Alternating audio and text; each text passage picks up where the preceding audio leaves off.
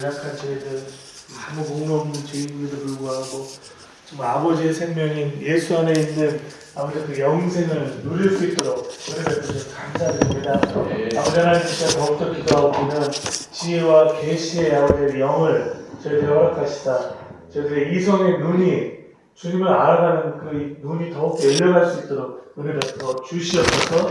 시간 강의마다 성령을 통해서 역사하여 주시옵소서. 주님 감사드립니다. 이 모든 말씀 예수님의 이름으로 기도드립니다. 네, 이번 시간에는 저와 여러분이 복음을 함께 나누겠습니다. 저는 GL미션 복음생명 선교회 대표 서영선 목사의 아내입니다. 그리고 저는 지금 21년 차 현직 선교사인데요. 우리 심성유사님과 같은 바울 선교에 소속되어 있습니다.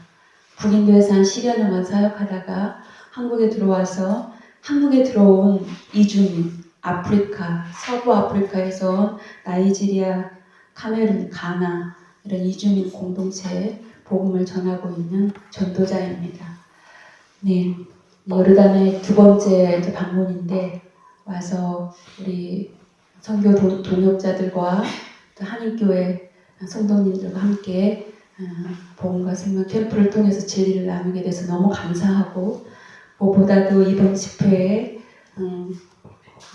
아랍 22개국에 연결된 요르단 목회자들에게 복음을 증거하게 돼서 특별히 하나님께 감사를 드립니다. 네, 저희들이 보통 복음생명 캠프를 한 3일을 합니다. 3일도 인텐시브 코스로 하고 있는데 주로 목회자들이나 사역자들 중심으로는 일주일 강의를 합니다. 여러분이 갖고 계신 복음생명 책 전체를 다루기에는 시간이 좀 부족하고 특별히 이틀간의 이 캠프를 통해서 짧은 시간이지만 저희들이 복음에 더 집중해서 성령께서 역사하시는 생명의 효력이 우리 이틀간 시간마다 풍성히 임하길 원합니다. 네, 복음과 생명이 캠프의 주제이자 성경 전체에서 증거하고 있는 진리의 주제입니다. 그렇죠? 복음은 하나님의 아들 예수 그리스도가 복음입니다. 하나님의 아들 예수 그리스도 그 존재가 복음입니다. 그리고 그가 오셔서 우리를 구원하신 구원의 사건이 복음입니다. 고린도전서 15장 3절에서 5절에서 말씀하셨듯이 그가 십자가에서 죽으시고 장사되시고 부활하시고 현현하신 네 가지 각각의 사건이 복음이고 그의 메시아적 행위라고 합니다. 예수 그리스도의 존재와 행위가 복음인데 이 복음에 연합되면 이 복음을 믿으면 우리가 생명을 얻는다고 성경은 말하고 있습니다. 예, 기록된 성경이 복음을 증거하고 있죠. 예, 구약 성경은 하나님이 세우신 선지자들을 통해서 오실 그리스도를 증거하고 있는 복음입니다. 신약 성경은 구약의 선지자들이 증거한 그리스도가 오셔서 우리에게 생명을 주신 것을 증거하고 있는 복음입니다. 선지자들과 예수 그리스도의 12 제자들과 다윗을 가룟유다를 뺀 그 직접 제자들과 그리고 그들에 의해서 전승된 복음을 통해서 이 원복음을 전했던 사도들의 서신과 그들의 이 복음이 정확하게 선포되고 있습니다. 기록된 성경 중에 특별히 공간복음과 특히 요한복음에서는 예수님께서 직접 하신 말씀, 저 시간에 자기 계시라고 들으셨죠. 예수님이 직접 선포한 계시가 그 복음의 굉장한 정확성을 저희들에게 전달하고 있습니다. 요한복음 3장 13절, 14절, 15절이 예수 복음의 기원과 그가 오셔서 하신 그 메시아적 행위와 오셔서 하신 그 일의 목적이 선포되고 있죠. 예수님께서 직접 하신 얘기예요. 하늘에서 내려온 자, 인자 외에는 하늘로 올라간 자가 없다. 모세가 땅에서 뱀을 든 것 같이 인자도 들려야 하리라. 이는 그를 믿는 자마다 영생을 주게 하려 함이라. 하늘에서 내려오신, 그가 오신 어떤 장소적 개념이 아니라 그가 이 땅에 오시기 전 선제하셨던 예수 그리스도의 선제가 거기 밝게 드러나고 있어요. 창조 이전에 그분은 존재하신 것이죠. 하늘에서. 그리고 그가 오셔서 십자가에 높이 들리신 사건, 십자가에 죽으시고, 그리고 또 무덤에 장사되시고, 그리고 부활하시고, 승천하시고, 그리고 성령을 보내신 사건이 그의 메시아적 행위입니다. 그가 하늘에서 오신 인자 그리스도와 그리고 그의 죽음과 부활의 사건을 믿는 자마다 영생을 얻는다, 이렇게 말씀하셨어요. 요한복음 6장에도 예수님이 그가 온 기원부터 말씀하시면서 요한복음 6장 38절에서 40절에 내가 하늘에서 내려온 것은 내 뜻을 행하려 함이 아니오 나를 보내신 이의 뜻을 행하려 함이라. 나를 보내신 이의 뜻은 아들에게 주신 자, 내게 주신 자 중에 내가 하나도 잃어버리지 아니하고 마지막 날에 살리려 함이라. 나를 보내신 이를 예수님이 직접 여기서 증거해요. 내 아버지. 내 아버지의 뜻은 아들을 보고 믿는 자마다 영생을 얻는 것이다, 말씀하고 있어요. 복음은 도구적 진리이지만 생명을 얻는 유일한 진리입니다. 성경에서 말하고 있는 궁극적인 진리는 영생을 얻는 것에 있어요. 그래서 예수님이 요한복음 10장 10절에서도 내가 온 것은 양으로 생명을 얻고 더 풍성히 얻게 하려 함이라 라고 말씀하고 계세요. 여기에 생명의 특성이 있습니다. 영생은 우리가 갖고 있는 어떤 소유물이 아니고 받고 우리가 어떤 간직해 두었다가 우리 몸이 죽을 때 가서 누리는 어떠한 저 너머 세계의 영원한 천국 개념이 아닙니다. 이 생명은 얻은 자가 더 얻고 더 풍성히 누리게 되어 있어요. 진보하고 확장되고 풍성해지고 완성되는 생명입니다. 먼저 이 땅에서 예수 그리스도를 믿으며 현재 지상에 임한 하나님 나라를 우리가 누립니다. 그리고 우리 몸이 주님 오시기 전에 몸이 죽으면 그때는 주님과 함께 거하는, 주님과 직접 얼굴과 얼굴을 맞대는 그런 직접 교제가 있습니다. 그리고 주님 다시 오시는 그 재림의 끝에 그날에 우리 몸이 부활하신 주님의 영광스러운 몸으로 변할 때, 새하늘과 새 땅이 완성될 때, 그때 영원한 생명은 아버지의 나라로 완성됩니다. 이렇게 영생은 먼 종말의 때에 완성될 그 영생도 현재 우리가 믿음으로 누릴 수 있는 생명이에요. 실제하는 나라입니다. 사도 요한은 이 복음의 기원을 창세 전부터 시작해서 그의 그 공동체에게 예수께서 이 땅에 오셔서 하나님 나라 복음을 전하시고 이 나라로 들어가게 하시려고 그의 죽음과 그 부활의 사건을 통해서 문을 열고 모든 사람들이 다 그리로 들어가는 복음을 증거하셨어요. 그러면서 그의 복음 마지막에 내가 이 복음을 기록한 목적을 얘기를 합니다. 요한복음 20장 31절에 오직 내가 이것을 기록하면 너희로 예수가 하나님의 아들인 것과 그리스도인 것을 믿게 하려 하며. 여러분, 여기에 예수가 하나님의 아들과 그리스도임을 믿게 하는 것. 예수가 하나님의 아들이라는 건 그의 기원을 안다는 거예요.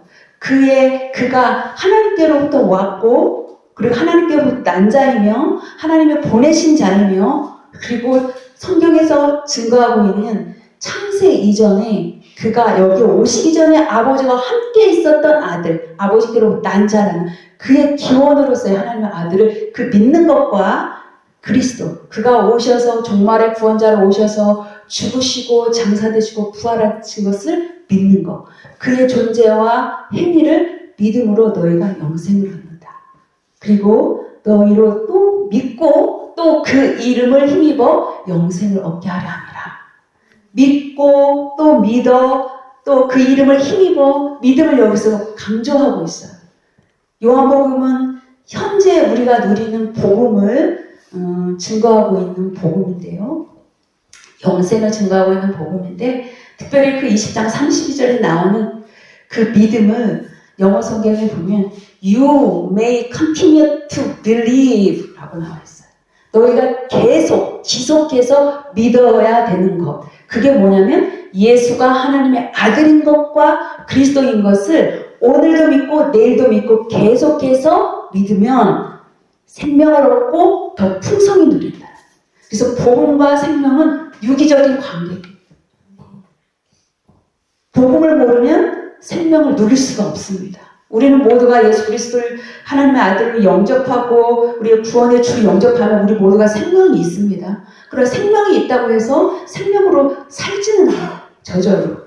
복음을 알아야 매일매일 복음에 연합돼야 예수 그리스도 속으로 들어가야 예수 그리스도의 죽음의 사건에 연합되고 그의 장사됨에 그리고 그의 부활의 사건에 연합될 때 그의 사건이 나의 사건이 돼요. 현재적인 사건이 일어나게 되는 거예요. 그럼 그 생명은 오늘 현재 나에게 임하는 생명이 되고 이 생명은 더 나아가서 그 아들을 통해서 은혜의 보좌 앞으로 나아가서 그 아들에게 주신 그 영광을 보는 데까지 있습니다. 하나님과 직접 교제하는 그런 은혜가 우리에게 주어진 거예요. 이게 바로 실제하는 영생이에요. 요한은 그의 영생의 공동체에게 복음을 이렇게 정확하게 증거하고 있습니다. 매우 구체적으로 보고 만지고 주목하여 또 보고 만진다대 교제하는 사람만이 표현할 수 있는 그런 구체적인 언어로 이 영생의 복음을 증거하고 있다는 것이에요. 우리가 하나님 나라를 누리지만 하나님 나라를 매일 살고 하나님과 교제하는 사람만이 이런 정확한 표현들을 할 수 있습니다.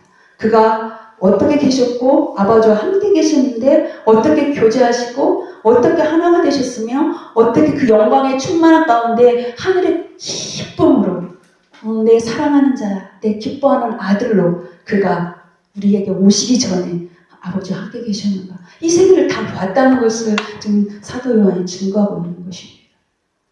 그래서 복음의 목적은 생명을 얻고 더 풍성히 누리는 데 있다. 생명을 누리는 자만이 복음을 전할 수가 있습니다. 생명을 누리는 자만이 주의 일을 할 수가 있습니다.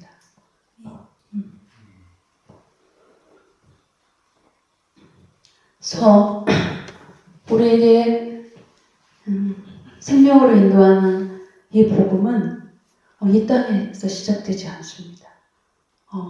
그 사도 요한이 그의 서신에 요한 1서 5장 13절에 너희가 하나님의 아들의 이름을 믿는 너희에게 영생이 있음을 알게 하려고 내가 이 편지를 너희에게 쓴다 이렇게 말하고 있습니다. 하나님의 아들. 그의 편지에는 메시아적 행위가 감춰져 있어요.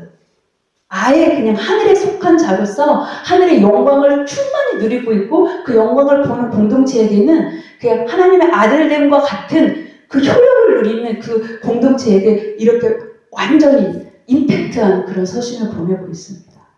요한 1서는 요한복음의 주석서라고 할 수 있거든요.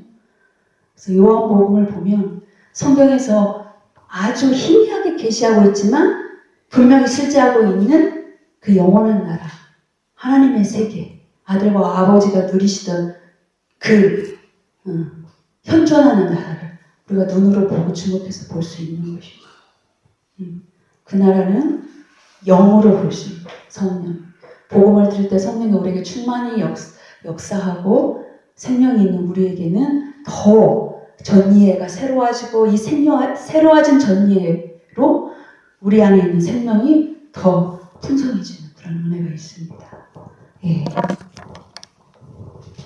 예수님께서 바리새인들과 논쟁하시면서 그들의 입을 딱 다물게 했던 것이 예수님이 자기 기원에 대해서 딱 던질 때 그들은 예수님 앞에 꼬꾸라졌어요.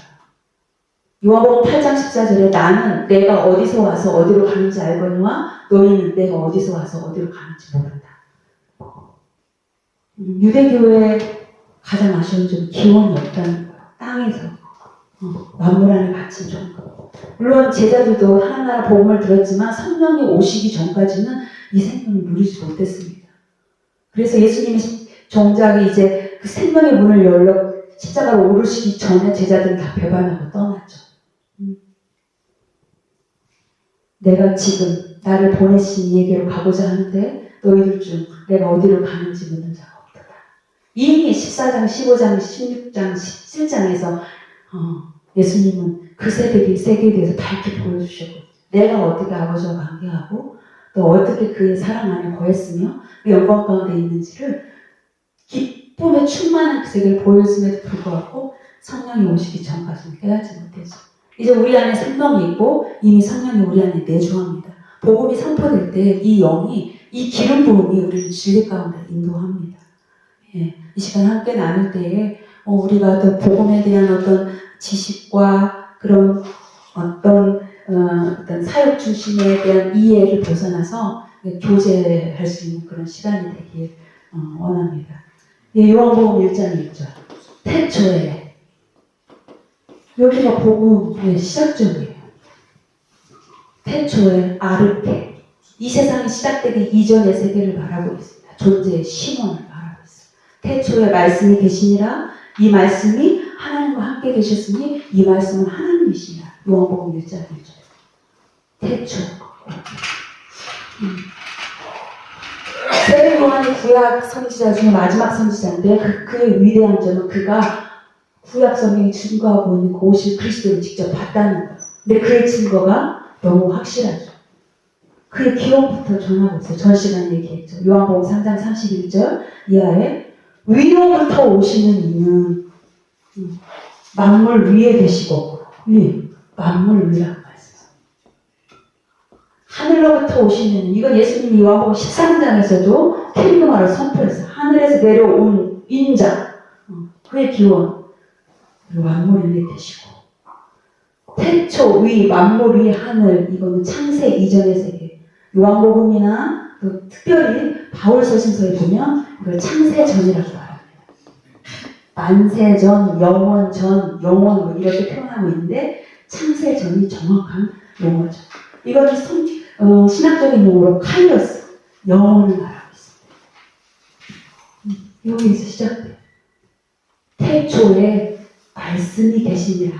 하나님 아들로서의 그 존재가 여기에 드러나고 있어요. 말씀. 그의 이름이에요. 성육신하기 이전에 그의 이름이 로고스예요. 요한복음이 AD 90년경에 쓰여졌는데 이 로고스 사상은 당시에 그리스도 철학, 헬라 철학에서도 쓰고 있었던 사상이에요. 유대교에서 로고스 용어를 씁니다. 특별히 헬라 철학의 스토아파에서는 이 로고스는 창조 세계를 지배하는 원리, 이성의 힘 이렇게 보고 있어요. 유대교에서는 구약에 있는 다바르와 같은 그런 말씀인데 어떤 그 하나님과 그리고 지상에 있는 사람들과의 교두교 역할을 하고 있는 어떤 영적인 존재를 보는데 그를 하나님의 아들로 인정하지는 않죠. 예. 그냥 로고스로 있었어요. 그가 로고스로 말씀. 그래서 요한 1서에서는 이 말씀을 더 정확하게 얘기하고 있어요. 태초부터 있는 생명의 말씀에 관한 창세 전부터 존재하고 계셨던 이가 있었는데 그 이름이 생명의 말씀이에요. 이 생명의 말씀은 생명을 갖고 있는 말씀이에요. 그리고 생명의 본체이신 하나님을 계시하는 말씀이에요. 원래 생명은 원래 하나님께만 있었던 거죠. 이 생명의 말씀에 관하여 우리가 듣고 보고 주목해서 보고 손으로 만진 바 됐지라. 이 생명이 이 로고스를 또 생명이라고 말합니다. 이 생명이 우리에게 나타난 바 됐지라. 이 영원한 생명, 이 생명을 또 영원한 생명이라고 말해요. 이 영원한 생명을 우리가 너에게 전했다. 그가 아버지와 함께 계시다가 우리에게 나타난 바 대신이십니다. 우리가 너희에게 전하는 아들과 아버지의 사귐인데 우리가 이 아들과 아버지의 사귐으로 서로 교제할 때 아버지와 아들의 기쁨이 우리에게 완성된다. 이 생명의 교제를 탁 터뜨려요. 말씀, 생명의 말씀, 생명, 영원한 생명. 누구입니까? 하나님의 아들을 얘기하고 있어요. 우리가 믿고 있는 하나님의 아들. 창세 전부터 존재하고 계셨던 그 로고스가 성육신하시 이전에 그 이름이었어요. 이 말씀이 하나님과 함께 계셨어요. 아버지와 함께 계시다가 우리에게 나타나게 됐어요. 그런데 그가 곧 하나님이시다 이렇게 말해요. 이 로고스가 하나님의 아들이라는 것은 굉장히 중요합니다. 유대인들이 예수님을 십자가 못 박은 궁극적인 이 사건이 그가 성전을 일으키겠다는 것과 그리고 하나님 아들이라 인정할 수 없죠. 근데 그가 하나님의 아들이라는 것은 아버지께부터 난자를 얘기하고 있는데 성경에서는 그가 아버지께로 낫다라는 것을 정확하게 계시하고 있어요. 성경은 예수 그리스도의 십자가의 사건이 계시의 절정이고 계시가 가장 환하게 비춰졌는데 창세 이전의 세계와 종말은 매우 희미합니다. 그러나 분명히 증거하고 있어요. 그리고 우리가 성경을 통해서 충분히 이해하고 창세전의 세계를 보고 또 그 안에 참여하고 그 실제를 경험할 수 있도록 충분히 증거하고 있어요. 이 아들이 아버지께로부터 났어요. 아버지께서 하나님이 자기의 안에 생명이 있음 같이 그 생명을 아들에게 주어 아들 안에 있게 하셨고 요한복음 5장 26절이 이 말씀이 아들로 태어난 그 첫 포인트를 열어주고 있습니다. 그래서 원래 생명을 하나님께만 있어요. 하나님이 그 생명을 아들에게 주어 아들 안에 있게 해서 그래서 아버지께로부터 태어난 아들이 되었어요. 그가 하나님의 생명은 영원한 생명이기 때문에 말씀으로 태어난 생명이기 때문에 영생, 말씀, 영원한 생명 이렇게 말하고 있는 거예요. 그래서 이 생명은 이제 그의 아들 안에 있습니다. 요한복음 1장 4절에 이 생명이 그의 안에 있고 요한일서 5장 11절에는 증거는 이것인데 하나님이 우리에게 증거하는 것이 있는데 우리에게 영생을 주신 것입니다. 이 영생이 그의 아들 안에 있는 생명입니다. 그래서 우리는 하나님의 생명을 직접 받지 않고 그의 아들 안에 있는 생명을 받는 거예요. 그래서 영생의 기본적인 개념이 아들 안에 있는 생명입니다. 독보적으로 유일하게 하나님으로부터 직접 난 자는 아들밖에 없어요. 그래서 그를 독생자라고 하는 거예요. 하나님의 하나밖에 없는 외아들이라는 뜻이라기보다는 하나님의 생명을 독보적으로 갖고 있는 아들로서 보통 생명은 엄마의 자궁을 통해서 시간 10달을 거쳐서 나게 돼 있는데 이런 아들은 그런 단계를 거치지 않고 하나님께로 납니다. 그래서 그를 비같은 선이라고 얘기해요.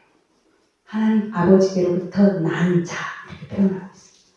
아들은 아버지께로부터 난 자입니다.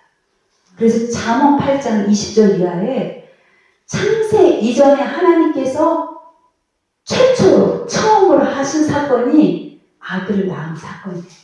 이 땅의 조화가 시작되기 이전에 창조가 시작되기 이전에 내가 그에게로부터 낳고 하나님의 첫 번째 사건. 그리고 산이 만들어지기 전에 그 저 언덕이 생기기 전에 내가 그로부터 낳고 I was given birth 이것이 3번씩이나 어디서 표현되어 있어요. 이 세상이 만들어지기 전 잠언 8장 20절 22절 22절이야. 24절 아버지께로부터 아들이 날 때 우리는 삼위일체 하나님을 믿습니다. 유일하신 하나님을 믿고 그가 아버지와 아들과 성령으로 하나 되신 삼위일체 하나님을 믿어요. 그렇다면 아들의 기원이 아버지로부터 났다면 성령은 어떻게 그 기원이 어떻게 됩니까? 이 창세 이전의 선제 그리스도와 창세 삼위일체에 대해서 평생 연구하던 신학자의 결론에 의하면 아버지께로부터 아들이 생명으로 날 때 영은 하나님께로부터 하고 내쉬어진 본질이다 이렇게 말하고 있어요. 아들은 아버지께로부터 난 생명이고 영은 하나님께로부터 내쉬어진 본질이다. 이것을 어떻게 유추하냐면 예수님이 공생의 사역을 다 마치고 죽으시고 부활하시고 승천하시기 직전에 제자들을 만나십니다. 그리고 제자들에게 보여주시죠. 이 스티그마를 보여주시고 아버지께서 나를 보내신 것 같이 나도 너희를 보낸다 하면서 그때 예수님이 자 내가 너에게 약속한 성령을 받으라 하시면서 후 하고 숨을 쉬어요. 여기서 학자들이 유출합니다. 그래서 영은 계시록 1장 4절이나 4장 5절에서는 일곱 영을 지칭하고 있는 성령은 항상 보좌 앞에 있어요. 보좌 앞에. 이 영, 구약 성경에서 여호와의 영, 하나님의 영, 그냥 영 이렇게 활동하시죠. 선지자들이 활동할 때 그 그리스도의 영으로. 그래서 그가 받으실 고난과 후에 받을 영광을 선지자들이 그리스도의 영을 통해서 밝히 연구하고 증거했다고 나오고 있어요. 베드로전서 1장 10절 11절이야. 그렇게 활동하시는 하나님이시죠. 성령은. 신약시대 때는 하나님께서 아들의 이름으로 보내신 아들의 영, 진리의 영,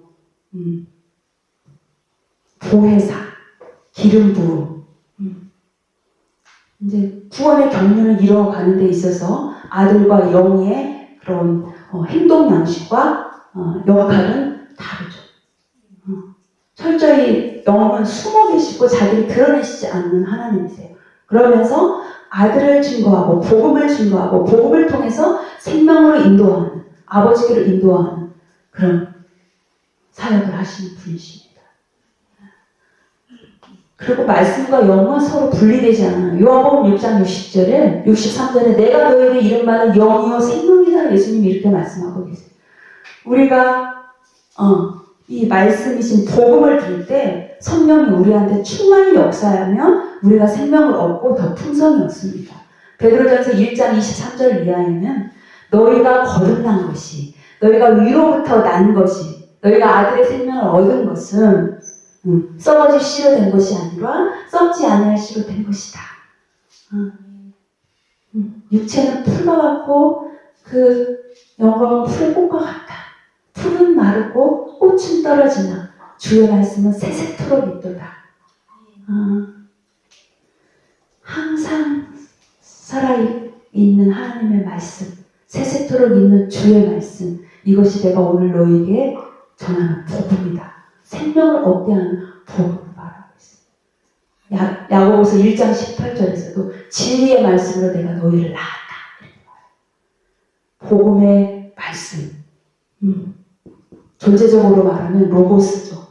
그가 또 육신으로 오셔서 그가 하신 일 전체적으로 그런 선포되는 복음에 성령이 동시에 역사합니다. 그때 우리에게 생명이 주어지죠. 이렇게 아버지와 아버지에게서 아들이 낳습니다. 하나님의 창세 전에 우리가 알 수 없는 보이지 않는 세계에 하나님이 최초로 하신 사건은 아들을 낳은 거예요. 그런데 이 아버지가 아들을 낳은 존재적인 이 행위는 그의 사랑에서 역사합니다. 요한일서 4장 9절에는 하나님의 사랑을 우리가 볼 수도 없고 이해할 수도 없는 사랑이에요. 그런데 그것이 하나님의 사랑이 우리에게 나타났어요. 십자가에서. 그 독생자를 보내셔서 우리를 위하여 화목제물로 내어주심으로써 우리를 살리셨다. 우리에게 생명을 주셨다. 사랑이 있는 곳에는 항상 영혼이 살아납니다. 사랑이 있는 곳에는 병든 자가 치유되고 그리고 저는 자가 일어나고 그런 역사가 일어나요. 정확하게 말하면 하나님의 그런 존재와 하나님의 행위를 통해서 아들이 나타나는 것이죠. 요한복음 1장에 그 로고스가 그 아들이 하나님과 아버지와 함께 있었다고 얘기하고 있어요. 이분들은 함께 항상 계셨어요. 이 함께라는 언어는 계시 언어인데요. 삼위일체의 본질, 핵심이 되는 언어예요. 특별히 아들과 아버지의 관계적 상태, 그분들이 일체가 되어서 연합되어서 하나가 된 상태를 계시하고 있는 매우 의미심장한 언어입니다. 요한복음 1장 1절에 사도 요한이 의도적으로 그가 하나님과 함께 있었다라고 표현하고 이것을 사설을 풀지 못하도록 요한복음 1장 18절에서 이것을 해석해줘요. 성경 용어는 성경이 풀어주는 것이 가장 정확합니다. 함께. 아무도 하나님을 본 자가 없습니다. 요한복음 1장 18절에 그러나 아버지께로부터 난 자, 독생하신 그 아들이 아버지 품속에서 아버지를 나타내 보이셨습니다. 이렇게 나와 있어요. 품속. 함께라는 뜻이 품속이라는 뜻이에요. 아버지께로부터 난 아들이 아버지 품속에 이렇게 감추어져 있는 상태. 두 존재는 이렇게. 그래서 아들이 아버지를 계시하고 아버지의 영광을 나타내 보이신 그런 상태로 함께 계셨어요. 그래서 이 함께 품속 이런 뜻은 일체, 하나됨, 영합, 온전함 다 같은 말이에요. 여기에는 하나님의 영광이 있고 영광이 충만한 곳에는 이 존재의 기쁨이 있어요. 우리 기독교의 진리의 핵심은 기쁨입니다. 기쁨. 현존의 기쁨. 땅에 있는 어떤 쾌락과 잠깐 누리는 즐거움이 아니라 환난과 핍박과 죽음과 그 어떤 상황 속에서 항상 현존하는 그 기쁨이 있어요. 모든 것을 수용하고 그리고 이것을 뚫고 올라가서 만물에 계신 그 아들과 아버지가 누리시던 그 기쁨은 힘이에요. 권세예요. 모든 것을 다 이길 수 있는. 그렇기 때문에 아들과 아버지 안에 들어가서 우리가 하나님과 살면서 노는 그 기쁨이 우리를 살게 하고 그 기쁨으로 우리가 봉사하게 되며 이 기쁨으로 우리가 주의를 할 수 있는 것입니다. 왜냐하면 아들과 아버지는 두 분이서 너무 기뻐서 춤을 추듯이 그렇게 있으셨거든요. 그렇다면요, 여러분 어떻게 이 독립적이고 개별적인 이 하나님들이 아버지와 아들 영이 어떻게 딱 일체가 돼서 연합하셨는가? 이것을 성경이 그 원리를 잘 얘기하고 있어요. 이분들은 엄격한 신적 권위와 질서 가운데 하나가 되셨거든요.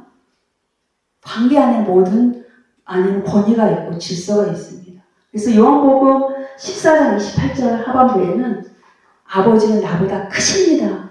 아버지가 절대 상위권인 것이 드러나요. 그래서 요한복음 13장 26절에도 주인은 종이 상전보다 크지 못함 같이 보냄받은 자는 보내심을 받은 자는 보내신 자보다 크지 않다 이런 표현을 하고 있어요. 아버지와 아들 관계에 보면 아버지께서는 보내신 자고 아들은 보냄받은 자죠. 그 아들이 보내신 아들이 아버지의 권위가 크다라고 얘기를 하고 있어요. 그래서 크신 아버지께 이 아들과 아버지의 본질적인 관계는 사랑입니다. 서로 사랑하셨어요. 아버지는 아들을 사랑하셨고 아들은 아버지를 사랑하셨어요. 사랑의 행위를 통해서 아들이 낳기 때문에 그분들 안에는 그런 신적 사랑이 공유되고 있었어요. 근데 사랑의 내용은 좀 다릅니다. 이 관계 속에서 보셔야 되거든요. 그래서 요한복음 15장 10절에서는 예수님이 제자들에게 이렇게 말해요. 내가 아버지의 사랑을 받은 것 같이 너희도 내 사랑 안에 거하라. 내 사랑 안에 어떻게 거하냐 하면 창세전에 내가 아버지 안에 어떻게 관계하고 그 사랑을 거했는지 얘기를 해요. 내가 아버지의 계명에 복종하여 그의 사랑 안에 거한 것 같이 너희도 내 말에 내 계명에 복종하여 내 사랑 안에 거하라. 그래서 복종 얘기를 하시는 거예요. 아들은 절대 상위권이 아버지께 복종해서 아버지의 사랑 안에 거했다 이렇게 표현하고 있습니다. 내가 너희에게 이 복종에서 그 사랑 안에 거하라라는 말을 왜 너희에게 계명으로 주냐 하면 내 기쁨이 아버지와 관계하고 교제하고 하나가 된 데서 오는 그 기쁨을 내가 너희에게 주려 함이라 이렇게 말해요. 주님은 우리에게 생명을 주시고 아버지께서 받은 영광을 주시며 그 영광 속에 해처럼 있는 그 기쁨을 주시는 것이죠. 모든 것을 다 주시는 것이죠. 그래서 복종과 사랑으로 요한복음 17장 22절에 보면 삼위일체 하나됨을 얘기해요. 아버지여 내게 주신 영광은 저와 여러분이죠. 제자들을 통해서 이제 생명을 얻을 모든 사람들에게 향해서 말을 하는 거예요. 내게 주신 영광을 그들에게 주었사오니 우리가 하나 된 것 같이 아버지와 아들이 하나 된 것 같이 정확하게 말하면 아버지와 아들과 영이 하나 된 것 같이 그들도 하나 되게 하려 합니다. 이렇게 말해요. 요한복음 17장 11절에도 우리와 같이 그들도 하나 되게 하여 주옵소서. 그래서 예수님이 요한복음 14장 21절에 요한복음 14장 20절에는 그날에 성령이 오면 내가 너희 안에 너희가 내 안에 내가 아버지 안에 있는 것을 너희가 알게 될 것이다. 이렇게 말을 합니다. 그러면서 내 계명을 지키는 자는 내 사랑 안에 거할 것이다. 내 사랑 안에 거하는 자는 내 아버지께도 사랑을 받을 것이다. 라는 표현을 합니다. 그러면서 요한복음 14장 23절에는 나를 사랑하는 사람이라면 나의 계명을 반드시 지킬 것이다. 그렇게 될 때 우리가 아버지와 아들이 그에게 가서 그를 우리의 거처 삼을 것이다. 이렇게 말해요. 우리가 하나님 존재의 집이 된다는 것. 하나님이 거주하시는 집, 성전이 된다는 표현을 하고 있어요. 하나님은 우리와 함께 영원히 산다는 표현을 하고 있습니다. 그래서 복종과 사랑의 존재 부법으로 그분들은 영원히 하나 되신 하나님. 아들이 아버지 품속에 다 나타나서 아버지를 나타내요. 이렇게 그분들을 맺었어요. 그래서 아들은 창세 이전부터 아버지의 계시자예요.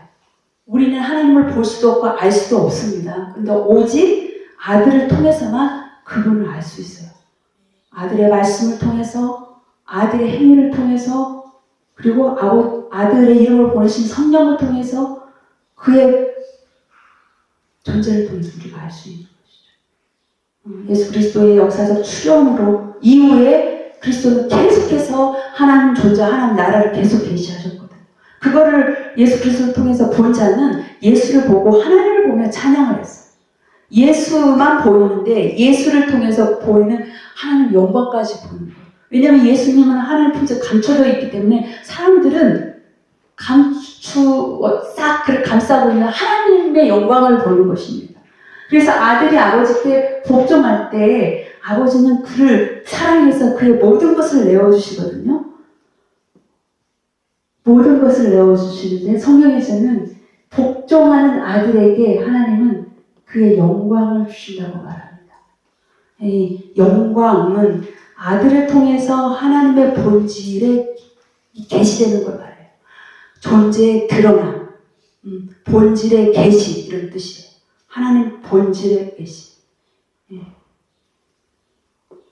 그 영광을 이 사도 요한은 은혜와 진리라고 말해요. 요한복음 동체는 이 영광을 직접 보았다고 얘기를 해요. 요한복음 17장 22절에서 그 영광, 24절에 영광을 보기를 원한다는데 요한복음 1장 1절에서 이미 이 공동체의 영광을 보았다고 해요. 요한복음 1장 14절에 말씀이 육신이 되어 우리 가운데 오신 그리스도를 보니 그 영광이 충만한데 그 영광의 내용이 뭐예요? 은혜와 진리가 충만하다. 은혜 위에 은혜로다. 이 영광은 하나님의 신적 성품을 말하는 거거든요. 하나님만이 갖고 계신 신적 성품을 말하고 있는데 하나님의 은혜와 진리라는 표현을 써요. 은혜와 진리. 은혜와 진리는 사도 요한이 구약사전에서 가져온 말입니다. 구약에서 이 은혜와 진리는 헤세드와 에모스로 나타나요. 여러분이 구약 성경이 하나님의 인애, 하나님의 신실함, 하나님의 인자, 하나님의 진리 이런 표현 쌍개념이 한 10번 이상 나오고 있거든요. 그래서 영광을 말하고 있어요. 사도 요한은 이것을 은혜와 진리라고 얘기하고 있어요. 그래서 시편 25편 10절에 보면은 여호와의 모든 길은 그의 그의 증거를 지키는 자에게 인자와 진리다. 여호와의 언약 안에 거하는 자들에게 하나님이 그의 사랑과 신실하심을 충만하게 보여주신다는 거예요. 이 은혜와 진리는 하나님의 무한한 사랑, 변함없는 사랑, 결코 정복될 수 없는 사랑, 영원한 사랑, 십자가에서 아들을 죽이기까지 나타나신 그 사랑, 그 사랑이에요. 이 사랑을 말해요. 사도 바울이 로마서 8장 37절 38절에 사망이나 생명이나 천사나 권세자들이나 현재일이나 장래일이나 이 땅의 모든 능력이나 높음이나 기쁨이나 이 모든 이 만물 안의 그 피조물 중에서라도 그리스도 예수 안에 있는 이 하나님의 헤세드에서 결코 끊을 수가 없다. 생명 있는 자들은 그 어떤 이 생명을 빼앗길 수가 없다라는 얘기예요. 왜냐하면 생명은 권세입니다. 우리가 이미 하나님 아들의 생명을 얻은 아들의 그 최고의 권세를 우리가 갖고 있어요. 사망도 보이지 않는 영적 세계의 어떤 천사의 생명도 장래일도 미래일도 우리를 삼킬 수가 없다는 것이에요. 하나님의 사랑이 우리를 그렇게 다 끌어안고 있기 때문에 그런 것입니다. 하나님의 그 진리, 그 신실하심, 어떤 상황 속에서 하나님은 선하시다. 이 은혜와 진리, 하나님의 사랑과 신실하심이 성경 전체를 딱 견인해서 가고 있는 하나님의 영광의 표상이에요. 이것이 예수 그리스도 통해서 나타났어요. 언컨디셔널 러브예요. 언제 가장 강력하게 나타났습니까? 우리가 죄인 되었을 때, 우리가 하나님과 원수 되었을 때, 우리가 아주 연약할 때, 우리가 넘어질 때, 우리가 배반할 때, 우리가 경건하지 않을 때 하나님의 사랑은 우리에게 임했습니다. 이 사랑이 아버지께서 아들에게 주신 그 영광. 요한복음 17장에는 아버지께서 복종하는 아들에게 모든 걸 다 준 것을 얘기해요. 하나님께서 그 아들을 사랑하실 수밖에 없는 게 아들은 아버지께서 받은 모든 것을 다 내 것이 아니라고 얘기합니다. 아버지께서 내게 주신 아버지의 사랑들, 아버지께서 내게 주신 아버지의 말씀, 아버지께서 내게 주신 아버지의 권세, 아버지께서 내게 주신 아버지의 영광 다 들어요. 이분들은 사랑과 복종, 서로 상호 내주하시면서 서로 상호 또 침투하시고 그 서로의 존재 안에 오래도록 머무시면서 결정적으로 서로 상호 자기 부인을 하는 거예요. 이 자기 부인을 통해서 하나가 되는 것입니다. 우리 인간 사회에는 있을 수가 없죠. 우리는 자기를 주장하고 자기를 드러내는 존재이기 때문에 아들과 아버지는 그렇게 하나 됐어요. 그 영광을 초대교회 요한 공동체는 봤다는 거예요. 그 영광의 품속에 거했다는 것입니다. 그래서 요한복음 11장 21절에 아버지요, 아버지께서 내 안에, 내가 아버지 안에 있는 것 같이 그들도 다 하나가 되어 우리 안에 있게 하사 아버지께서 나를 보내신 것을 세상으로 믿게 하여 주옵소서. 내게 주신 이 영광을 그들에게 주었사오니 그들도 다 하나가 되게 하여 주옵소서. 내가 그들 안에, 아버지께서 내 안에 계시어 그들로 온전함을 이루어 하나가 되게 하려 하시면 아버지께서 나를 보내신 것과 나를 사랑하신 것 같이 그들도 사랑하는 것을 세상으로 알게 하여 주옵소서. 아버지요, 내게 주신 자들도 나 있는 곳에 나와 함께 있어 창세 이전부터 아버지께서 나를 사랑하사 내게 주신 이 은혜와 진리, 아버지의 사랑과 신실하심, 그 영광을 그들도 보기를 원합니다. 여러분, 우리가 있어야 될 우리의 존재에, 우리가 살아야 될 우리의 거주지, 우리의 주소가 여기에요. 아들 안에. 그 아들 안에, 아버지 안에. 여기가 영생. 이것을 주시려고 예수님이 이 땅에 오셨고, 그리고 죽으시고, 부활하시고, 하신 거예요. 복음의 목적이 생명입니다. 아버지와 아들과의 관계의 하이라이트는 그 영광 가운데 두 분이서 뛸 듯이 기뻐하시면서 서로 사랑하시면서 춤을 추시는 것 같아요. 잠언 8장 30절에 의하면 이 아들이 항상 아버지 곁에 있어. 여기서 말하는 항상이에요. 영원성을 갖고 있어요. 언제나 항상 날마다 항상 그의 곁에 있어. 그의 품속에 있어. 날마다 그와 함께 즐거워한다. 그 기쁨이 충만한다. 그 기쁨이 충만한 가운데 이 세상을 창조하는 창조의 명공으로 일하신다. 그래서 기쁨 가운데 창조 사역을 하시는 거예요. 그러니까 창조 세계 이전에 아들과 아버지는 그 안에서 페리코레스. 그러니까 AD 8세기 이후의 신학자들이 삼위일체의 그 영광의 그 기쁨이라는 표현을 페리코레시스로 표현했습니다. 페리는 둥글다. 코레시스는 춤추다라는 뜻이에요. 둥글게 막 원을 그리면서 춤을 추는 걸 생각해 보세요. 특히 우리나라 관광소에 보면 여러 사람들이 막 빙글빙글 돌면서 춤을 추잖아요. 그걸 멀리서 내다보면 딱 한 사람의 춤으로 보이잖아요. 그것과 같이 아들과 아버지는 그렇게 하나가 되어서 춤을 췄다.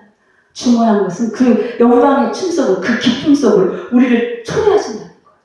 우리가 무엇이길래 이 땅의 먼지와 같은 자, 지나가는 그림자와 같은 자, 저울에 달린 한숨에 지나지 않은 헛것 같고 아무것도 아닌 자들에게 생명을 주시려고 우리를 이 세상에 나게 하셔서 생명을 얻은 자들을 계속 이리로 오라, 내게로 오라, 내 아들과 나와 함께 춤을 추자.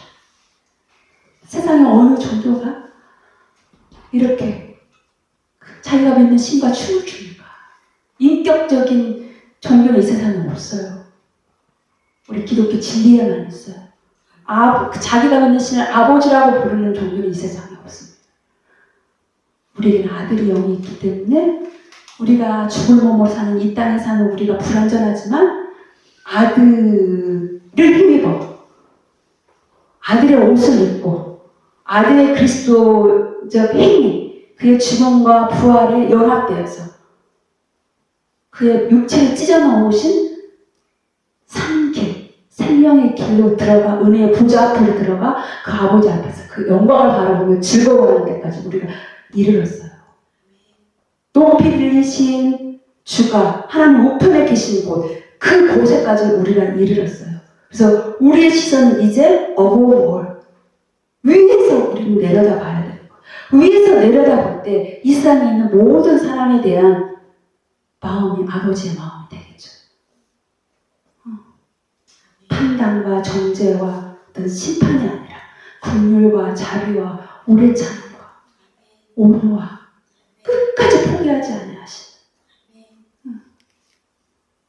그 사랑, 그 은혜. 그래서 창조 이후에 모든 집단과 공동체 안에는 이 복종과 사랑의 존재법에 근거하고 있어요. 왜냐하면 우리가 하나님의 형상으로 지음받았기 때문에 관계하는 존재로 지음받았고 당연히 본질적으로 하나님과 교제인데 교제는 떠나갔어도 우리는 관계 안에서 부모와 자녀와의 관계도 권위가 상위 권위와 하위 권위가 있지 않습니까? 각자 책임을 다할 때 거기 안에 의가 있고 평화가 있는 거예요. 남편과 아내와의 관계, 남편은 상위권이죠. 아내는 하위권이죠. 부인이 남편에게 복종할 때 그 남편은 자기 아내를 자기 몸같이 사랑하고 모든 것을 던지는 사랑을 하게 돼 있는 거예요. 종과 상전과의 관계, 그리스도와 교회와의 관계. 그 안에는 이런 복종과 사랑의 관계를 통해서 하나가 되는 그런 원리가 있습니다. 이게 바로 창세 전에 성경에서는 아주 희미하게 계시되고 있지만 성령으로 우리가 보고 만지고 또 표현하고 경험하며 실제하며 살 수 있는 그 세계. 이게 영생이에요. 영원한 생명. 그래서 예수님이 요한복음 17장 2절에 아버지께서 만민을 다스리는 권세를 아들에게 주셨습니다. 이 만민을 다스리는 권세를 아들에게 주신 것은 아들에게 주신 자들에게 영생을 주게 하려 하십니다. 영생은 유일하신 참 하나님과 그가 보내신 자 예수 그리스도를 아는 것입니다. 예수 그리스도를 안다. 하나님과 그 아들을 안다라는 표현은 어떤 지식적인 그런 개념이 아닙니다. 이것을 요한일서 2장 24절 25절에서 이 사도 요한이 그렇게 안다는 표현을 그렇게 쓰고 있어요. 태초부터 있는 생명의 말씀, 복음이죠. 이 생명의 말씀 안에 거하라. 복음 안에 거하라. 그 생명의 말씀 안에 거하면 너희가 아들 안에 거하고 아버지 안에 거하는 것이다. 이것이 내가 너희에게 약속한 영원한 생명이다. 이렇게 표현하고 있습니다. 아들 안에 거하고 아버지 안에 거하는 삶을 말하고 있어요. 그래서 아버지요, 창세 전 아버지께서 아들에게 주신 일을 아들이 다 이루었사오니 창세 전부터 내게 주신 그 영광을 나에게도 주옵소서. 아들이 구하는 것은 오로지 아버지의 영광이었어요. 아버지의 영광. 요한복음 12장 49절 50절 이하에는 예수님은 자기 자의로 말씀하시고 행하시지 않았어요. 나는 아버지의 명령이 영생인 줄 알아라. 아버지께서 주신 말씀, 아버지께서 하라고 주신 일에 복종했어요. 그 일을 다 이루었사오니 이 아들을 영화롭게, 지금도 영화롭게 하옵소서 얘기하고 있어요. 그래서 우리를 위한 이 예수님의 대제사장적 기도, 예수님의 유진대 마지막 직전에 우리도 아들과 아버지와 영이 하나된 것 같이 저들도 하나되게 하여 주옵소서. 우리의 하나됨을 위해서 기도했고, 그리고 그들도 이 영광을 보게 하여 주옵소서. 우리가 언제 하나 될 수 있습니까? 우리가 예수 그리스도 항상 아버지와 함께 아버지 안에 거하셨던 아들 안에 거하지 않는 한 우리는 서로 하나 될 수가 없어요. 절대. 성도 각자가 아들 안에 거할 때 교회는 하나 되고 공동체는 하나 돼요. 여기 안에 있을 때 그때 하나 될 때 아버지께서 아들의 이름으로 아들의 생명으로 나온 자들에게 그의 영광을 부어주시는 거예요. 하나 되게 하옵소서. 그 영광을 보게 하여 주옵소서. 영생의 하이라이트예요. 이것을 날마다 봅니다. 날마다 생명의 말씀 앞에 가는 자. 그 말씀 앞에서 죄가 밝히 드러날 때 내 죄를 인정하고 그 칼이 되어서 내 영과 혼과 골수와 관절과 오늘 다 찔러 쪼개시는 하나님 앞에 발가벗게 됐을 때 내 존재의 비참함을 다 인정하고 납작 엎드릴 때 하나님의 긍휼이 부어져요. 구속의 은총이 또 새롭게 경험됩니다. 어느새 우리는 하나님 은혜의 보좌 앞에 와 있는 거예요. 말로는 표현할 수 없는, 또 형언할 수 없는 그 세계, 하나님과의 교제, 만남. 이 사람들은 굉장히 신비스러운 사람들이지만 사람들 앞에 굉장한 영적 호기심과 끌리는 매혹을 줘요. 그 사람에게는 뭐가 있어? 그 사람에게는 뭐 탁월한 지식이 있어. 뭐 테크닉이 있어. 뭐 사역자로서의 완전한 뭐 갖춘 뭐가 퍼펙트한 게 이게 아니고 그 사람에게는 내가 알지 못하는 뭔가가 있어. 그 사람에게는 어떤 신적인 어떤 아우라와 그 빛이 흘러나와. 끌려오게 돼요. 우리가 말로 또 복음을 전하지만 우리 존재 자체가 여기 안에 있으면 세상이 우리를 보고 하나님께서 그 아들을 보내신 것과 그 아들을 사랑하신 것을 믿는다고 얘기했어요. 우리가 여기 안에 항상 있을 때, 하나님과 사귐과 교제 안에 늘 있을 때 세상 사람들이 우리를 통해서 하나님을 보고 생명을 얻게 된다는 것이에요. 가장 중요한 본질은 이거예요. 이거 없이 우리가 몸으로 행하는 모든 사역들은 풀의 꽃과 같을 수가 있어요. 영원한 공적은 우리가 항상 현재적으로 하나님과 교제하면서 하나님께서 하라고 하신 그 일을 하면 돼요. 날마다 그 안에 거하면 오늘 하실 일을 말씀하세요. 그 일을 하시면 돼요. 행복한 사역자가 되는 거죠. 일을 하면서도. 어떤 과업과 책임과 우리를 파송하고 우리를 기도해주는 그 후원자 앞에서 우리가 막 애를 쓰면서 감독자 되신 하나님과 그 사람들 앞에서 정직하게 애쓰려고 하는 게 아니라 우리가 이 안에 들어가면 그렇게 사라져요. 그리고 나머지는 다 주님이 하시는 거예요. 우리가 아무것도 하지 않는다는 뜻이 아닙니다. 더 열심히 더 정말 예수 그리스도로 이 사람들을 사랑할 수 있는 것이죠. 이것이 하나님께서 창세 전에 계시하신 영생이에요. 생명. 창세 이전에 진리의 두 축이 있다고 했죠. 아버지께서 아들에게 주신 그 생명. 그 생명으로 아들과 아버지가 어떻게 관계하시고 어떻게 하나 되셨는가? 그 영광을 어떻게 보여주셨는가? 아들이 그 아버지 품속에서 아버지를 계시하시고 그 성으로 우리를 들어오게 하시고 이 영생. 그리고 이 영생을 주시려고 창세 전에 하나님께서 약속하셨어요. 약속하시고 이 생명을 주시기, 약속하신 생명을 주시기 위해서 그 아들을 보내시기로 정하신 거예요. 그래서 하나님의 예정을 이중 예정이라고 말합니다. 생명을 약속하시고 약속하신 생명을 반드시 주시겠다고 그 아들을 보내신 거. 그래서 베드로전서에 예수 그리스도는 창세 이전에 하나님께서 보내시기로 정한 자예요. 이 말세 때 그가 오셨습니다. 디도서 1장 2절에도 거짓이 없으신 신실하신 하나님이 우리에게 약속하신 것이 있는데 그것이 바로 영원한 생명입니다. 영생이 바로 이것이에요. 그래서 사도 바울은 자기의 사도성의 근거를 주 예수 그리스도 안에 있는 생명의 약속대로 내가 사도가 되었다라고 얘기해요. 우리는 모두 부활하신 주님의 제자고 그분의 파송받은 그분의 일꾼이고 그분의 사도고 그분의 선교사입니다. 그러면 우리가 그분이 하라고 하신 일을 해야죠. 그분이 하셨던 일을 해야죠. 주 예수 그리스도 안에 있는 생명의 약속대로 생명을 주는 복음을 전했다는 거죠. 디모데후서 1장 9절 10절에 이 생명이 우리에게 나타난 바 되었다. 창세 전에 그리스도 안에 감추어진 은혜인데 이 은혜가 영생이에요. 이 은혜가 예수 그리스도의 역사적 출현으로 우리에게 나타났다. 어떻게? 사망의 세력을 패하시고 생명과 썩지 아니할 것으로 우리에게 나타났다. 생명과 썩지 아니할 것을 결합하면 영원한 생명입니다.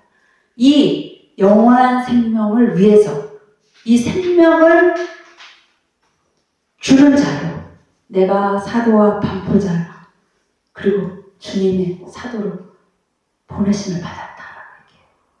Through the gospel to the life. 생명을 주는 복음, 생명으로 인도하는 일꾼으로 우리가 부르심을 받았다. 그러면 우리가 정말 주님의 일꾼인가라는 것은 매우 간단하게 우리가 스스로 자문할 수 있어요. 나는 생명을 전하고 있는가? 생명을 전하는 이전에 생명을 나는 누리고 있는가? 생명을 교제하고 있는가? 아버지께서 아들을 통해서 내가 있으라고 하는 자리에 날마다 거기 있는 자가? 그게 본질적으로 하나님과 교제 없이 우리는 생명을 전할 수가 없어요. 생명을 알아야 전하죠. 그렇죠?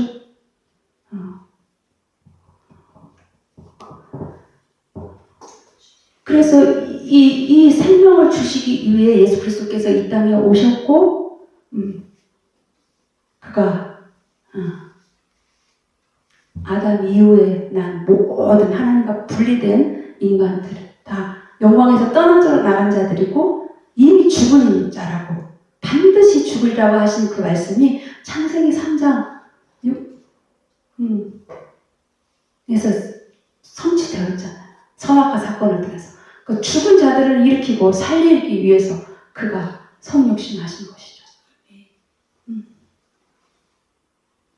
우리를 대신해서 우리와 함께 십자가를 못 박히시고 우리와 함께 3일 동안 그 지옥으로 그 무덤으로 내려가셔서 그 옥에 있는 영들을 다 멸하시고 하늘로 오르사 하나님 우편에 앉아 계셨어요.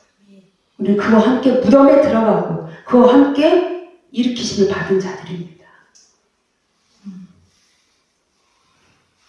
왜요? 이 영생을 주시기 위해서, 이 영원한 생명을 주시기 위해서.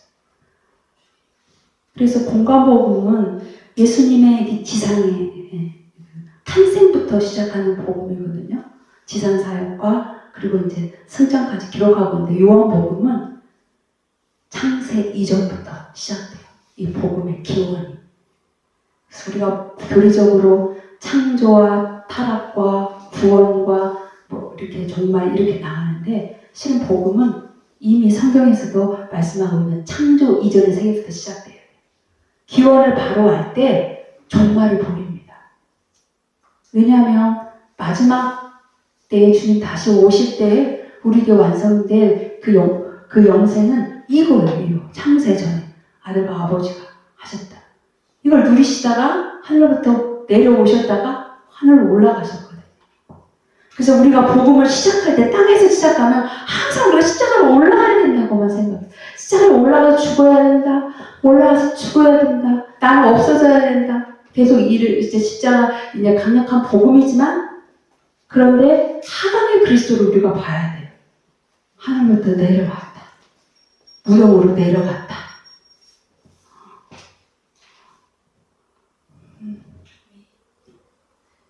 우리 이제 그리스도의 이제 메시아적 행위로서 복음을 이제 계속 이제 강의를 통해서 저와 여러분이 이제 나누게 될 텐데요. 이 영생을 주시기 위한 이제 그리스도의 그 메시아적 행위가 신약 성경뿐만 아니라 신약 성경이 이미 실체하고 성취된 복음이지만 후약 성경 전체에서도 선지자들의 선포와 그 선지자들의 고난과 그들의 삶을 통해서 적나라하게 게시되고 있어요. 최초의 선지자 아벨부터 시작해서 마지막 선지자 세례 요한까지 선지자들의 삶을 한번 보시죠. 선지자들은 하나님의 어떤 주권적 선택으로 인하여서 하나님께서 세우신 자들이거든요. 어떤 특별하고 또 쓰실만한 자들이 아닙니다.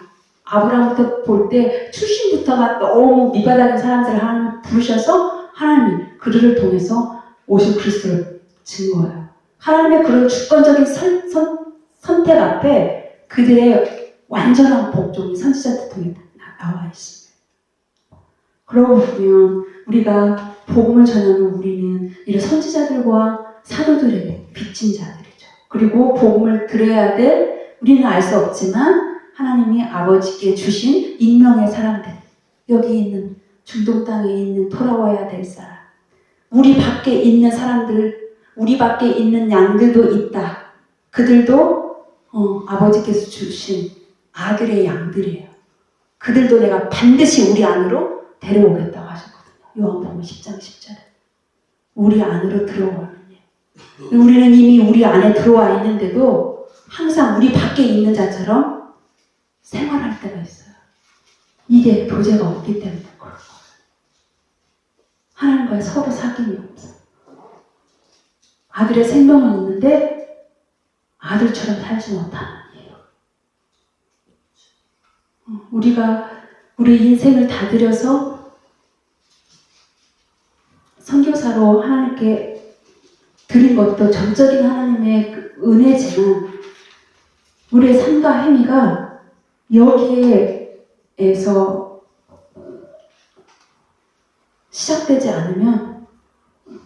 위선과 거짓의 옷을 입고 항상 그 어떤 자기 주장과 자기 과욕과 자기 영광에 시달리면서 항상 그런 우리가 해결할 수 없는 그 딜레마에 빠질 수밖에 없어요. 그렇게 살지 않아도 되는 복음이 이미 창세 전에 하나님의 그 깊으신 뜻 가운데 예정하신 것이 이게 영생이에요. 그래서 베드로 에베소서 3장 11절이 이 영생은 하나님의 eternal purpose, 영원한 목적이라고 얘기하고 있어요. 그래서 에베소서 3장 6절에 하나님이 그 깊으신 뜻대로 우리를 아들 삼으시고 예정하셨다. 우리가 생명을 얻고 보니 또 더군다나 이 그리스도의 복음을 통해서 아버지 집으로 들어가 아버지께서 아들에게 주신 그 영광을 보는 그 하나님의 그 깊은 내밀한 곳까지 들어가서 교제하는 분들은 이걸 보고 내가 어쩌다가 이 은혜를 입었는가, 나 같은 자가 어떻게 이런 생명을 누릴 수 있는가, 감사와 신뢰가 증폭되죠. 우리가 당하는 환난, 핍박, 외로움, 이런 탐락권에서, 특히 이 무슬림권에서 상상할 수 없는 이런 사건들 속에 늘 마주하면서 투혼하는 우리에 대한 모든 삶을 다 알고 계시지만 그렇기 때문에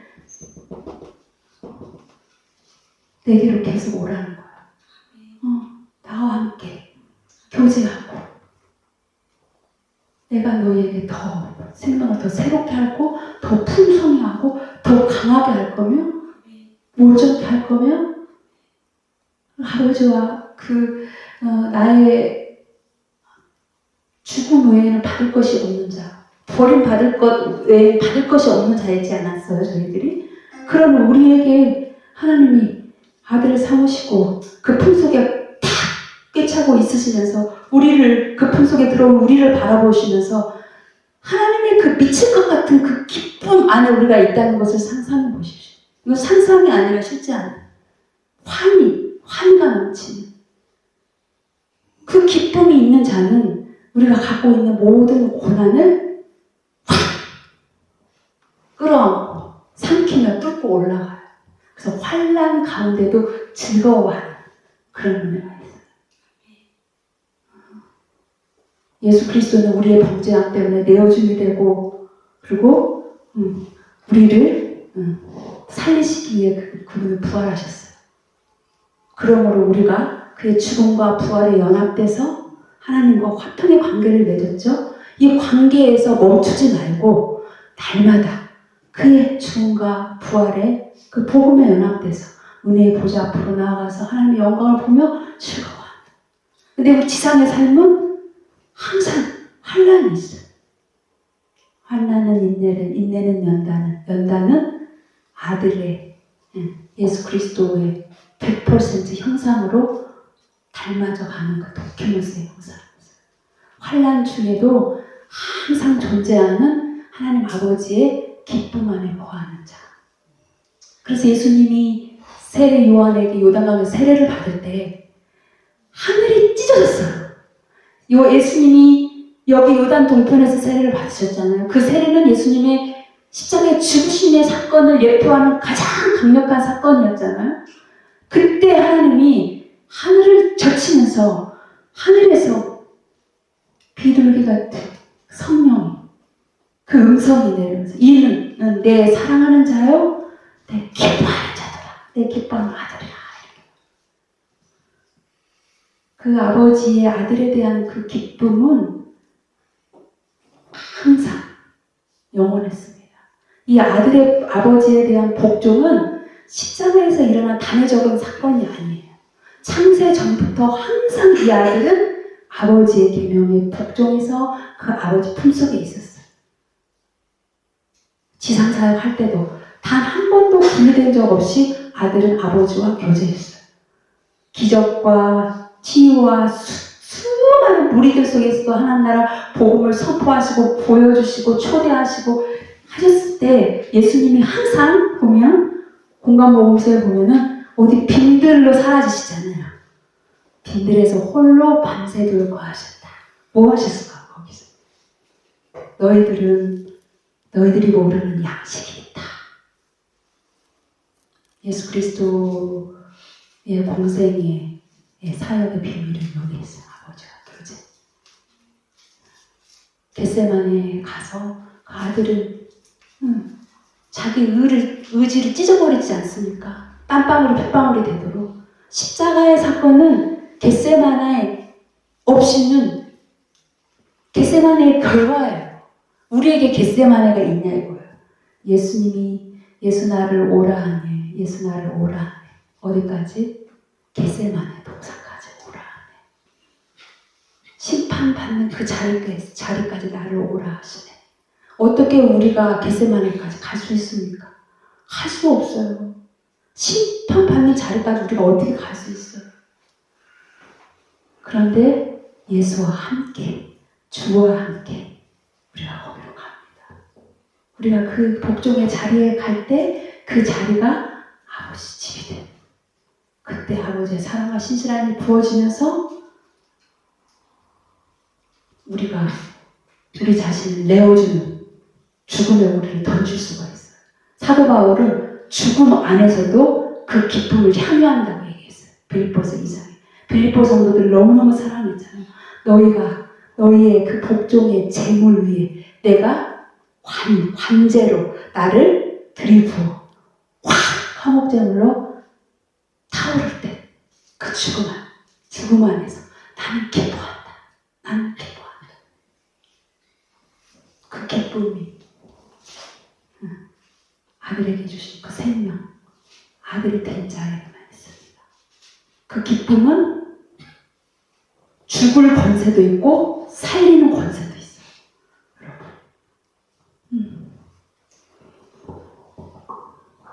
그래서 저는 지금 복음의 기원이 되는 창세 전에 은밀하게 감춰져 있는 세계인데 고린도전서 2장 7절 이하에 보면 성령을 통해서 계시된 그 세계를 우리가 짧은 시간 함께 나눴습니다. 영생은 기본적으로 하나님께서 아들에게 주신 아들 안에 있는 생명입니다. 그리고 아들을 믿는 저와 여러분 신자 안에 있는 생명입니다. 그리고 요한복음 17장 3절에 근거하여 이 생명은 아들을 믿는 자에게 현재적으로 임해서 현재적으로 교제하고 살게 하는 영생의 현재성이 나오고 있어요. 이 죽음 이후에는 더 풍성해지고 종말에는 완성되는 생명. 지금 우리가 이 종말의 때에 하나님의 군사로 특별히 여기에 여러분 와 계십니다. 땅끝이라고 부르는 이곳. 근데 어떻게 보면 그 땅끝은 어떤 특별한 지역, 특별한 선교 대상이 아니라 생명이 있음에도 불구하고 아버지와 교제하지 않을 때 언약 밖에 있는 나가 땅끝이에요. 거기서 봐야 돼요. 황폐하고 메마르고 건조하고 어둠 속에 있는 것 같고 그때 내 영혼의 상태를 방치하지 마시고 말씀 앞으로 가세요. 내가 무덤 가운데 있는 그런 어둡고 황폐할 때일수록 그것은 하나님 내게로 오라는 사인이에요. 말씀 앞으로 나와요. 그러면 내가 진단하고 내가 해석하고 나에게 왜 이런 일이 일어났지 그럴 필요가 없어요. 말씀이 거울이 돼서 나를 다 비춰요. 하나님이 나를 살리시려고 나를 선하게 인도하시려고 나에게 일으키신 하나님의 사건을 볼 수 있어요. 그 어둠이, 그 환란이, 그 어려움이, 관계적인 갈등이.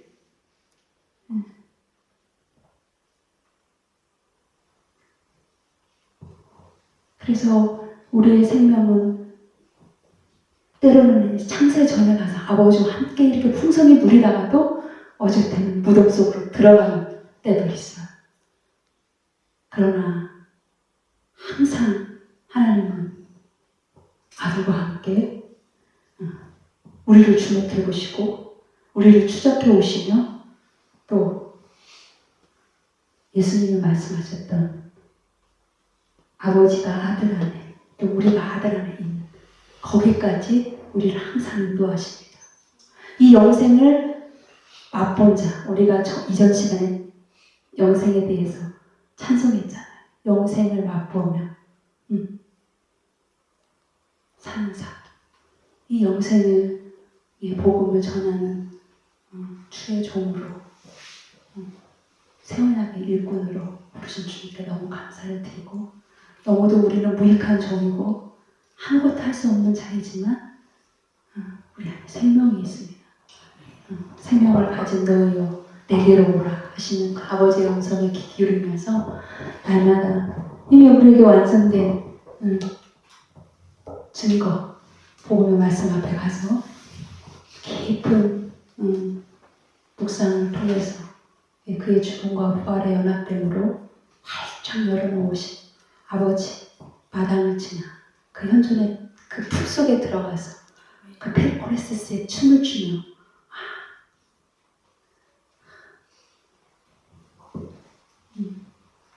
만물 위에 있는 그 풍성함을 누리는 저와 여러분이 되길 원합니다.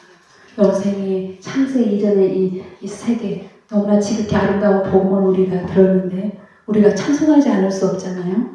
에베소서 1장 1절에서 3절에서 에베소서 1장 3절에서 6절 우리의 믿음으로 정말 우리에게 생명을 주신 하나님을 찬송하면서 이 말씀을 함께 합독하시고 오늘 강의 마치겠습니다. 에베소서 1장 3절에서 6절 말씀입니다. 같이 읽겠습니다. 찬송하리로다 하나님 곧 우리 주 예수 그리스도의 아버지께서 그리스도 안에서 하늘에 속한 모든 신령한 복을 우리에게 주시되 곧 창세 전에 그리스도 안에서 우리를 택하사 우리로 사랑 안에서 그 앞에 거룩하고 흠이 없게 하시려고 그 기쁘신 뜻대로 우리를 예정하사 예수 그리스도로 말미암아 자기의 아들들이 되게 하셨으니 이는 그가 사랑하시는 자 안에서 우리에게 거저 주시는 바 그의 은혜의 영광을 찬송하게 하려는 것이라. 아멘, 아멘. 아버지 아멘입니다. 오직 영으로만 볼 수 있는 그 세계, 지혜와 계시로만 알 수 있는 그 세계를 열어주셔서 우리가 보고 만지고 또 주목해서 아들과 아버지의 생명의 교제를 보고 경험하는 은혜를 허락하여 주셔서 감사합니다. 아무것도 아닌 자들에게 아들의 생명을 주시고 이 생명의 복음을 전하는 사도와 선교사로 저희들을 부르셨사온데 날마다 아버지 우리가 주의 일을 하기 이전에 날마다 우리 영혼의 불을 밝혀 예수 그리스도의 죽음과 부활에 연합되어 우리의 보좌 앞으로 나아가 그 현존의 영광을 충만히 누리게 하여 주시옵소서. 아들 안에서 아버지께서 아들에게 주신 그 영광을 보며 아들과 아버지의 그 기쁨의 춤 페리코레시스의 그 영광을 날마다 누리며 그 기쁨으로 우리에게 맡겨주신 이 복음을 전하며 생명으로 인도하는 주님의 영광의 일꾼이 되게 하여 주시옵소서. 이 창세전의 세계는 보이지 않지만 실제합니다. 우리가 이미 누리고 또 아버지 집에 거하는 그런 우리의 실제적인 삶으로 우리에게 이미 성취되었습니다. 이것을 빼앗기지 않게 하여 주옵소서. 그 어떤 것도 주 예수 그리스도 안에 있는 아버지의 사랑으로부터 우리를 아버지 안에 빼앗을 수가 없습니다. 이 날마다 이 생명을 누리며 아버지의 사랑과 신실하심을 견증하며 우리에게 보내신 주님의 백성들을 아버지께로 인도하는 그런 은혜를 베풀어 주시옵소서. 사랑하는 사역자들 이 중동 땅에서 너무도 아버지 하나님 귀한 사역을 감당하고 있습니다. 그들의 삶과 사역과 모든 관계와 내면의 아버지 하나님 알 수 없는 그 외로움과 슬픔 다 아십니다. 날마다 아버지 하나님 이 생명의 복음 앞으로 달려가게 하여 주시옵소서. 안에서 깊은 서로 사귐으로 치유되게 하시고 아버지 하나님 회복되게 하여 주시며 무엇보다도 아들 안에서 아버지께 주신 그 영광을 풍성히 누림으로 벌떡 뛰어 일어나 기쁨으로 주께서 주신 그 사역을 감당할 수 있는 귀한 은혜를 베풀어 주시옵소서. 감사합니다. 우리 기름 부으심이 우리를 진로 가운데로 인도하여 주시고 아들의 생명을 보게 하시고 우리 안에 있는 생명을 알게 하시며 더 누리고 싶은 그 기쁜 갈망을 주신 주님께 감사를 드리며 우리를 구원하시고 다시 오신 우리 주 예수 그리스도의 이름으로 기도하옵나이다.